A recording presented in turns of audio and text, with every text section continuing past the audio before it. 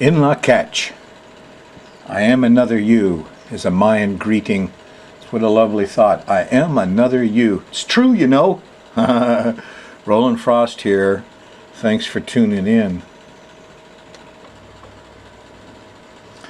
And on this show, we're going to get into a little more Ben Franklin. Yes.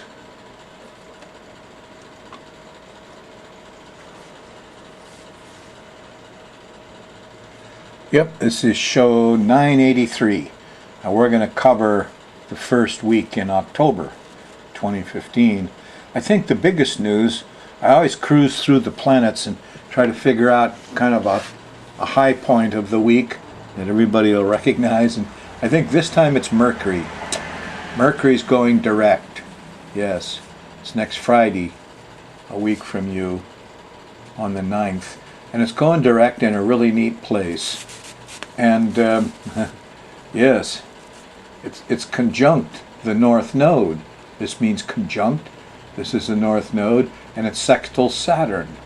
So when Mercury slows down, he's going backwards, he slows down and stops.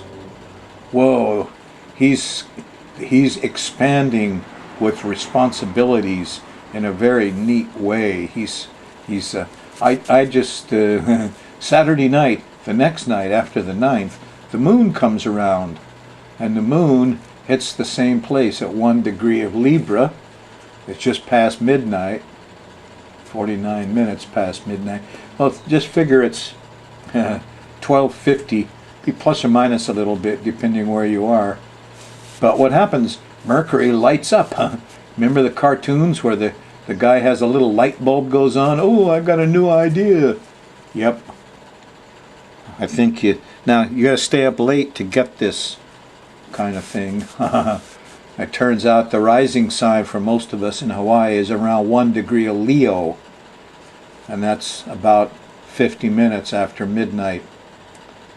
So it'll be plus or minus, 5-10 minutes for everybody.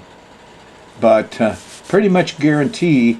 Now Mercury is the part of your mind that uses symbols, letters, and numbers, and is the very rational thought, the talking, writing sort of thing.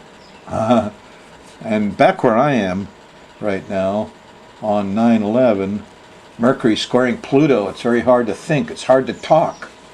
Well, thinking isn't just words. There's other kinds of thought, picturing from the mammal mind, the telepathic side. You don't have to think in words. I mean, actually you don't if you look inside yourself. But after all this trouble Mercury's had, squaring Pluto, here's a delightful time for you, guaranteed Saturday night, when the moon hits that. So you just got to stay up, till half an hour after midnight, and you will get some new ideas. Okay, here's the chart. Here's the way it looks. You got significant oppositions going on. The sun here, when you start, is at 9 Libra, but in about 10 days from you, where if you're watching a Thursday show, it moves up and hits 19 Libra, and it opposes Uranus, the shaky guy. Of course, that's also homeless people, scientists, all kinds of independence and freedom. Yeah. So on its way to making that opposition and abusing Uranus, independent, free-thinking people, it squares Pluto. Yeah. That's in 4 days from Friday. And gee, there everybody is, don't tell me what to do. They get territorial. So Pluto's still under attack. It's not a good time to be a policeman. Listen, you want to handle this police violence and stuff? Get rid of the sidearms, the shotguns. Police don't carry pistols. People don't carry pistols. The whole thing. I'm serious. Make long guns legal.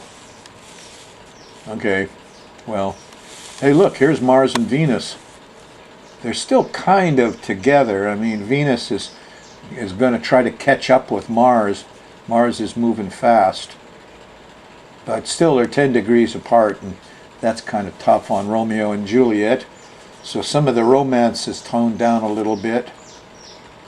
Jupiter is in trine to Pluto at the end of next week for you, and that's a very nice thing. There's some wisdom about this policing thing. You should go back and look at the history, of policing in the United States. I mean, they had a few guys out in New York to calm everybody down on Halloween or Christmas. People drank too much, broke windows. Anyway, that's how it all started.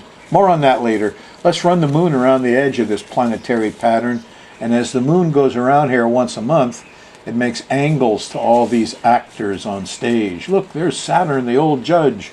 Here's Pluto, the policeman. Neptune, the religious fanatic.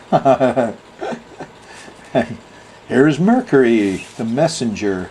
He's kind of happy because he's going forward on the north node, and that's a very nurturing place. Okay, so we're going to run the moon around the edge of this and see how it behaves, and it kind of generates the mood of the times. It's not your chart now. Your chart could go off a little early, a little late, but this is kind of like the chart of everybody out there. If you're out in public, this is what you'll see when you average them all out. And Thursday's a tough day. Woke up with Saturn, damn, opposition, feel closed in, squaring Mars. People are ticked off, they're losing their tempers. Yeah, and then they're confused and they become a little fanatical because here's a square to Neptune. So Thursday is, don't buy into any of that stuff. No. After dinner, there's finally a trine to the sun. Ask yourself what Father would do. But everybody's still overdoing it. Friday morning on the 2nd, early, this is 4 in the morning or something. Here's a square to Jupiter. The roosters are crowing too early. Stop that noise. Moon in Gemini during this time. It becomes a lot better Friday night. Here's a nice sextile to Uranus, and brotherhood clicks in, and your Buddha mind and higher consciousness is available. This is a nice time. It continues through Saturday. Saturday morning, oops, here's a sextile to Venus. It's loving, it's sexy. Stay in bed Saturday morning.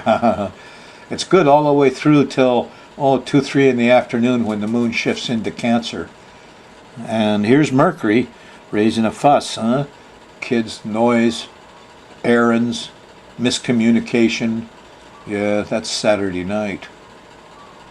The pleasure's in the morning of Saturday. That's when the mellowness and the peace and calm is. But the heroes are out late Saturday night. This is about midnight, and here's a sextile to Mars. And they got Neptune there. Oh boy, we're all colorful and glamorous, and well, Neptune's and Mars are in opposition, and there's problems with liquids and chemicals, and this is a source of ignition and a hydrocarbon. And it seems like you could fix a bunch of stuff here. It's rah rah, we're all playing football, it's just fine. But up ahead, Sunday morning, well, here's a sextile to Jupiter. Truth and wisdom comes out. Good time to go and do studies and higher knowledge and listen to experts and lawyers and stuff. But look out, here in the middle of Sunday, suddenly there's a square to the sun. Yeah, and you're not getting anything done, and your ambitious plans got blocked. And then there's Pluto. There's an opposition to Pluto. Eek, a bug. Eek, a policeman. This is still, there's going to be more police problems here. More police problems. Poor guys are all scared.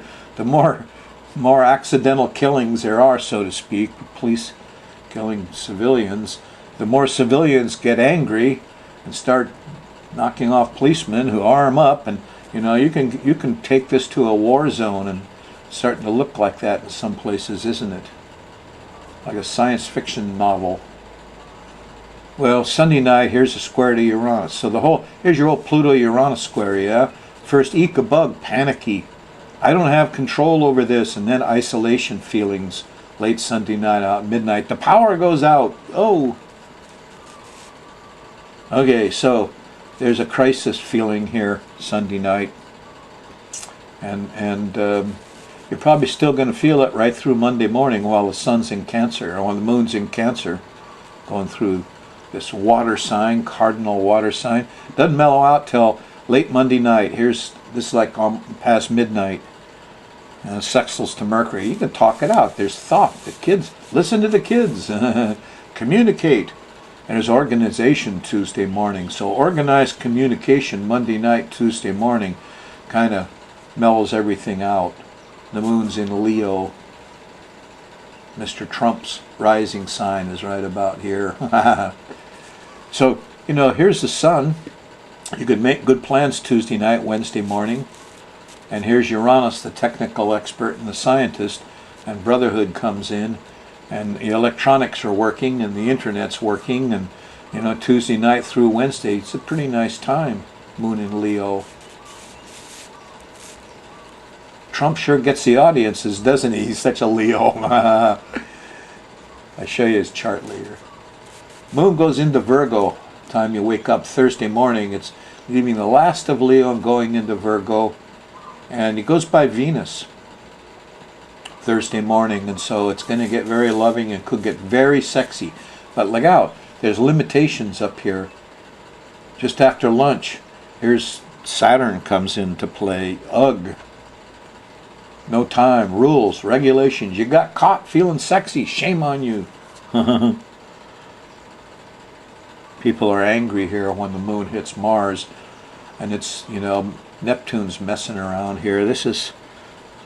So the sexy morning of Thursday turns into angry confusion Thursday night. And there's not much relief for it right through Friday morning. Ticked off. Mars is a trouble for you. You ask yourself what you're protecting. If you're feeling impatient, angry, if you want to go destroy, it's a bad Mars. Don't feed the bad dog. But ask yourself what you're protecting. After you ask that question a few times, you get it straight, all the anger disappears. There's physical work to do here. Geez, it could flood. I better do this. Yep. Thursday night, Friday morning. Go do it. Better than being angry. Wisdom crops up here in the middle of Friday as the moon goes by Jupiter. It trines Pluto. Oh, you mean those policemen aren't bad? They're just caught in this devilish situation.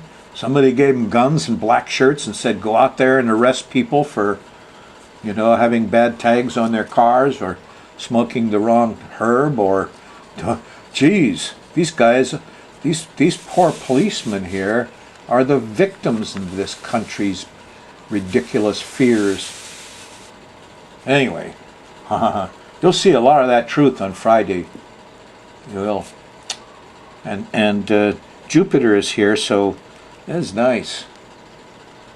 Lightning bolts of truth. Shazam. You'll probably still be feeling them through Saturday until in the evening the moon slips into Libra. And here is your light bulb time. Mercury just went and stopped over here on Friday, but and it's gone direct. It's going forward. These ideas are solid. It won't come back here again. The North Node, expansive, mothering, nurturing ideas. Wonderful time. And here's a sextile to Saturn. Yep. I didn't do a very good job on the light bulb. These things happen spontaneously. Anyway, Mercury's happy, the kids are happy. Stay up late Saturday night. Talk, walk right. Get some light. New light bulb goes on in your head, okay? You can feel it right through Sunday. Here's the moon. It's in Libra. And as it moves up here to hit the sun, it squares Pluto Sunday night. And here's when nobody likes the poor policemen and the guns and the control and the power and the territory. You mean you can shoot anybody that steps into your home because they're on your territory? What a ridiculous law. Well, anyway, don't get me started. Here's a panic point. It's Sunday night late. And you feel kind of herky-jerky on Monday morning, the 12th, because the moon hits that square to Uranus. So here's the old Pluto-Uranus square. Sunday night. It's the same as happened down here. Sunday night, see, once a week. You're getting used to these things, aren't you?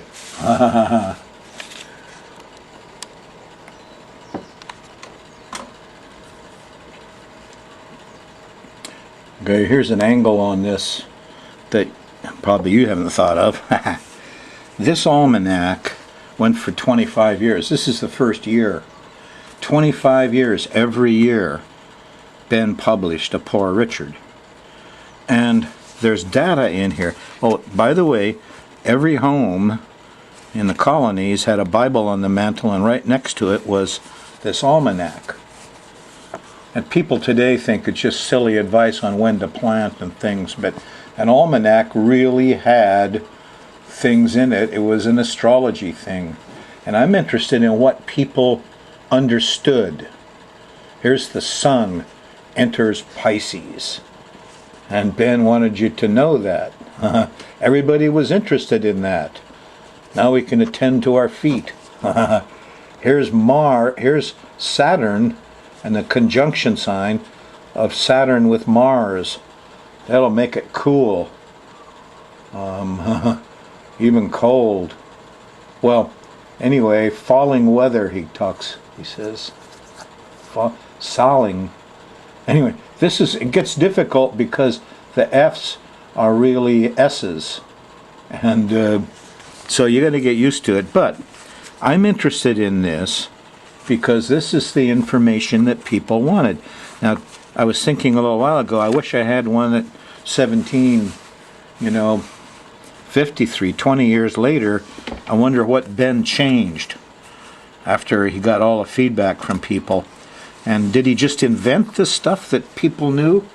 No, I don't think so, because before Poor Richard is really a takeoff on the most popular almanac in Europe was called Poor Robin's Almanac. And Poor Robin's Almanac got copied several times by ambitious astrologers and printers, and were done in Europe. So Ben, Poor Richard's a takeoff on Poor Robin, and Poor Robin had been around a long time, so they knew what people wanted. And Ben spiced it up with neat sayings and wisdoms and little short things that made it entertaining and useful information of different kinds. Here's a list of the king. Well, this is kind of neat. He teaches some astrology. Here's the planets. Here's the aspects. I don't know what this is, a golden number? Cycle of the sun. There's a little numerology. And here's the planetary motions for each year, each month. It gives you how fast they're going. And what gets me is the rising and setting of the 7 stars. What the heck? Why did they want to know that? Now I know Ben just didn't invent it because he had all these almanacs earlier. And so I want to know what the people of this time understood and what information they wanted from an astrologer. Because I'm doing it on TV, on video, on the internet. And so I want to find out.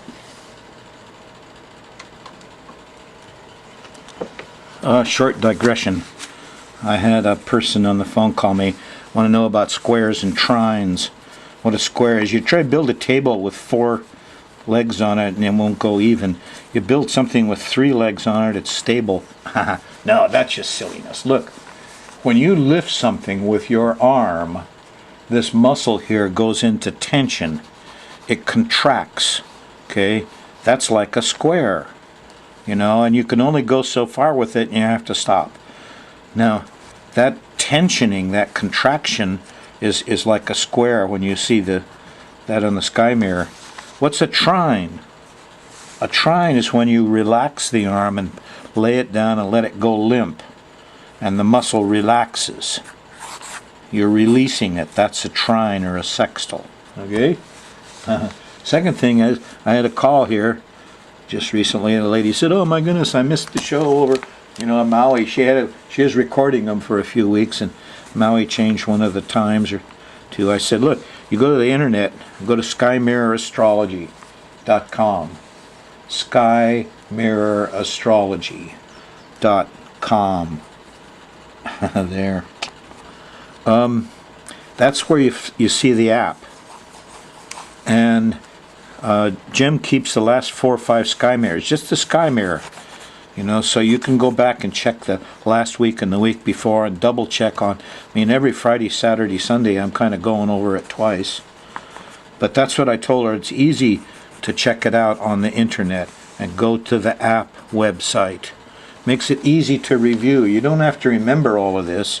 Just go to skymirrorastrology.com and you can see what I just did. You know, it'll be right there on your computer. Sky Mirror Astrology. We're working on the app and making it even better. Trying to keep it simple. What a wonderful tool, this app. I can't believe I just fell into this because my son did this wonderful work. And it's named after my show. Really. And there's the Antikythera mechanism. Wow. I started off doing astrology with a slide rule, and I got a little computer.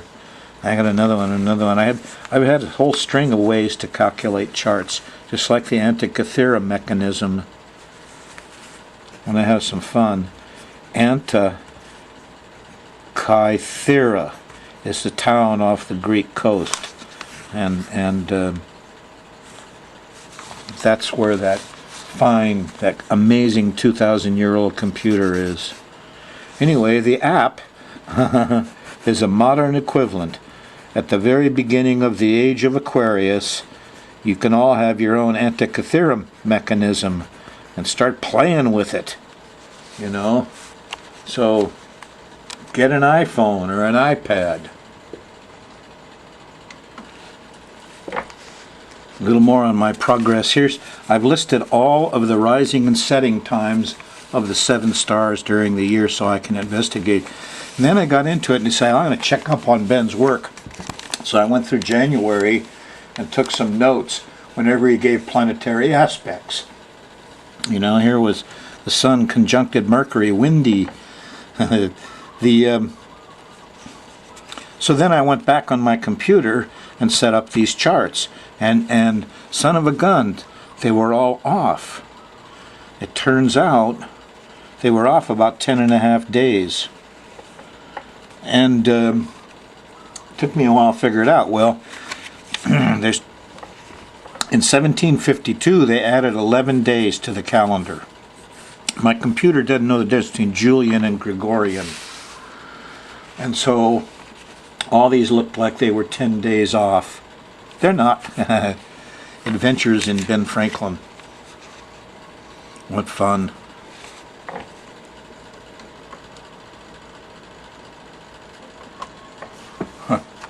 Lucky the planets don't lie, because our clocks and dates are off. So here's Ben Franklin's chart. And I got this out of a magazine or something, I don't know where. January 17th, 1706. His sun is at 2704. My sun's at 26 and a half, about half a degree off of here, because we don't know what time he was born. So the sun could be up and down a little bit. Now when I had it in my computer, it says NS. So I decided, okay, let's see what it looks like in OS, because Ben's Almanac was OS. January 17th. Son of a gun, the sun's in Aquarius. I know that's wrong. So this 11 days they added in 1752, whoa, a lot of people have already made that translation, and you get old dates, and they've done it for us, I guess. Okay, here's the USA chart in the center, and Ben Franklin's chart around the outer edge. And when you look and see where the sun is on Pluto. To the U.S. country, Ben was Pluto. My sun is there too. Now the problem with Pluto is it opposes Mercury, which is the ruler of the chart. Here's the people. What's Pluto? Well, when Ben was there, it was slaves. It's the ruler of the 6th house. employees. We abuse our employees. Here's the policeman now, and all the horrors around the pistols and stuff. But in Ben's time, every white man with a horse had to go out every night with his gun and his dog with a little group and hunt down to see if any black people were out at night. They couldn't be out at night without a note. If they were, look out, man. Every person, yes, the slaves, the employees, the people were very afraid that there was going to be a rebellion of the slaves. Yes, we're afraid of Pluto. Now we are afraid of guns and guys in black with guns. Same fear, the fear of Pluto. Interesting, huh? So Ben, they had to make a special law to shut Ben up. He kept going back and talking. You didn't handle slavery. What's wrong with you guys? You know, and so they made a special law. It says you can't talk, can't even use the words slavery in our Congress. Well, 2 months, a month before Ben Franklin died, on March 16th, he marched into Congress and he said, screw you guys, and he talked about slavery. He wasn't going to be shut up. Then a month later, he died. That's Ben. Whoa, my hero. Well, I was going to do all this political. Here's Donald Trump, Leo rising. Okay, he had a new moon right on his rising, sextiled his sun, trined his moon. He had a great month. And now you had a new moon in Virgo, which is good for Hillary. Sextiles Hillary's rising sign. This is Hillary's month till the next new moon, huh? Hey, the guy I like, this is the one I like, Bernie Sanders. Yep. I don't have Bernie's rising sign. I don't have his time of birth yet, so this is what I call a solar chart. But, you know, I'm looking for these people who can handle Saturn. We gotta handle these Republicans and rich guys, these Saturn and these laws, and fix them before global warming kills us all. So when I look at Bernie's chart, he's got Uranus conjunct Saturn. He can convince these guys to step out of their mold. Trines Neptune. This is a Woodstock man. Yes, full of genius and inventiveness. Really neat. Does he have a chance? I hope so. We could sure use him now. Yeah, here's some Saturn stuff. Management said thou shalt air this at the end of your show. Eek!